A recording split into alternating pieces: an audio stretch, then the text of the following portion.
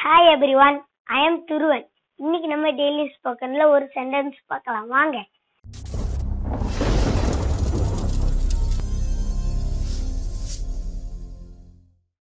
இன்னைக்கு நம்ம நீங்க எங்கே போறீங்க அது எப்படி இங்கிலீஷ்ல கேட்கலாம், அத வாக்கியமா இங்கிலீஷ்ல எப்படி கேட்கறதுன்னு பார்க்கலாம் வாங்க.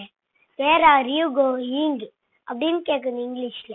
அதுக்கு நீங்க இப்போ கடைக்கு போறேன் அப்படின்னா I am going to market அப்படின்னு இங்கிலீஷ்ல சொல்லணும்.